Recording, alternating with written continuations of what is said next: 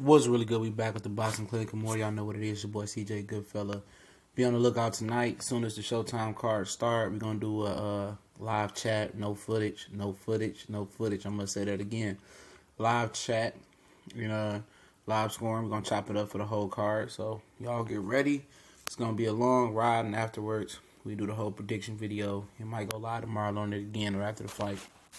Depends. But, I was watching Ward and Kovalev too this morning, and I just thought, who would do better versus all-time greats? Who would have a better record versus certain all-time greats? Andre Ward and Mayweather. It's a little bit difficult because Ward only did 2 divisions. The 68 super middleweight division, 168 pounds, was primarily European division. Floyd moved up, 6? 30, 35, 40, 47, 5 divisions. So it's kind of more open, for Floyd. But let's say from 40 to 47, for Mayweather, from legends, Chavez Sr., Roberto Duran, Sugar Ray Leonard, Tommy Hearns, Felix Trinidad, Oscar, he already fought Oscar, Vernon Forrest, Costa Zoo, Aaron Pryor, he beat Manny Pacquiao. You talk about those guys. You go Andre Ward, you could talk about James Toney, Bernard Hopkins. He was a little bit older at 6. What do you fight? Kazaki at 68, yeah. He was pretty good. He was pretty young. That's Kazaki's best win. Joe Kazaki, he beat Miguel Kessler, he beat Carl Froch. Eubanks, Sr., Mr. Nigel Benn. Go to 75, Roy Jones, got a lot of different guys that's at 75. Michael Moore, Michael Spinks, 2 of the most gifted 175 pounders ever. Can't say Evander, he only spent like 1 or 2 fights at light heavyweight. You had a lot of different ones. Antonio Tarver, Glenn Johnson when he was a little bit younger. And it's difficult to say. This is just an open discussion, open for debate. Ain't saying what I'm saying is biblical, Bible, factual, nothing like that. It's just my opinion. Most people are like, oh, Mayweather's a better fighter. Ward is a dog. Ward is a dog. He's very, very smart. And I think Mayweather would do good versus, Chavez and Duran and Costa Zoo. I think he'd do good versus Pryor, Alexis Arguello, I think he'd do good versus those guys at 140. 140, Mayweather was something else. His hands begin to deteriorate at 140, especially right around the Arturo Gatti fight. But at 47, that's a tough task. You got a lot of, 47-pounders in their heyday that squeeze down. Y'all talk about weight bullies, which ain't no such thing as weight bullies. You make the weight, there's no debate. You got a lot of guys. Tommy Hearn, Felix was a big guy. Sugar Ray Leonard was a big guy. Sugar Ray Robinson. So, in my opinion, it's tough. Because Michael Moore and Michael Spinks was 2 of the greatest light heavyweights of all time. And I think they do about the same. It's Mayweather's hard to fight. But at 47, Mayweather wasn't at his best, in my opinion. That wasn't his best weight. 35, 30, and 40 was his 3 best weights, in my opinion. And does he think he could beat Leonard and Tommy Hearns? Of course, he supposed to. Do Andre Ward think he could beat Michael Moore and Michael Spinks and those guys up there? He's supposed to think that. But I definitely do think they do about the same versus all-time greats. And I think if Andre Ward was to come back and go to cruiserweight and beat that undisputed champion at cruiserweight out of the World Boxing Super Series tournament, I believe his career is very, very comparable, if not better in some people's opinion. Like I said, some people's opinion, because I heard him say it, than Mayweather's. Mayweather, everything he did was calculated as far as making money and banking. That's why he fought on Cinco de Mayo. A black man fighting on Mexican holidays and Mexican Independence Day, fighting, Mexican fighters.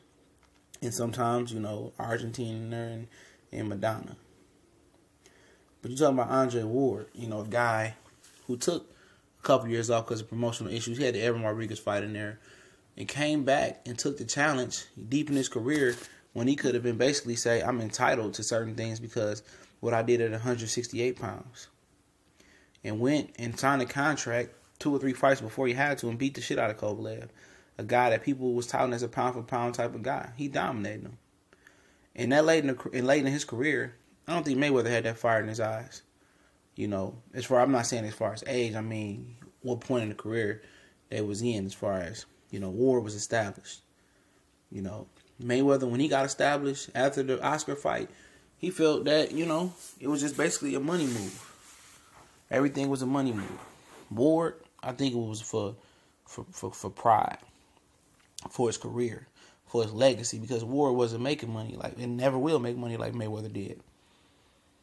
So everything for him was to cement his legacy, to cement that he ain't lost since 12, to cement his gold medal, cement his clout as a professional. You know, but do I see Ward beating Calzaghe? Yeah, I see Ward whooping Calzaghe ass. You know, do I see him beating Eubanks? Yes. Nigel Benn? Yes. You know, Bernard Hopkins? Yes. Going to 75, Michael Moore, Michael Spinks, I'm tough to ask. Roy Jones, that's tough to ask. 68 or 75. Those are 3 fights that's tough to ask offhand. James Toney, the way, you know, a lot of people like James Toney, but James Toney was iffy. Depending on what night, what James Toney showed up. And just strictly off professionalism, I got to give it to Ward probably.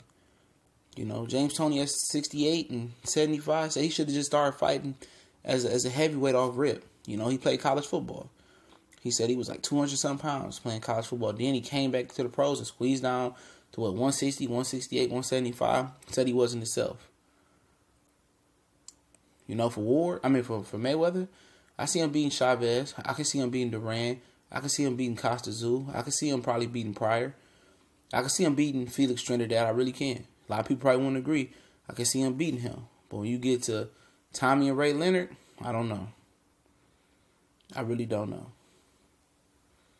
You know, Vernon Forrest, depends. You know, Shane Mosley at 47, I can see him beating him.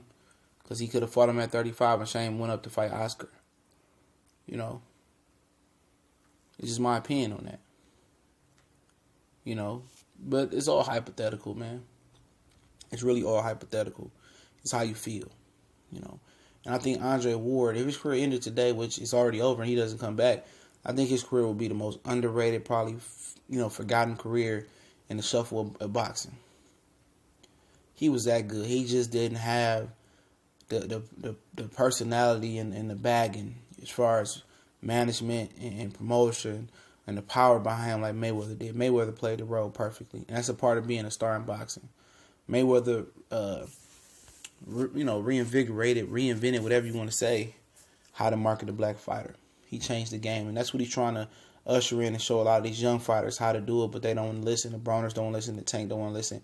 He's trying to tell them hard work is the base of that shit. You know, all the training him and his dad did, all the training that Ward and Virgil Hunter did, that's the base. Without the base, without the skills, without the dedication, without the hard work, there is no Hall of Fame careers for Floyd Mayweather, Andre Ward, Broner, Tank, whoever. There's no Hall of Fame role for them. And that's what a lot of fighters forget. The base, the hard work, the clean living inside and outside the ring, taking motherfuckers serious. That's Ward and Floyd. A lot of young fighters don't understand it, but you got a lot that's on that path like Crawford and Spence.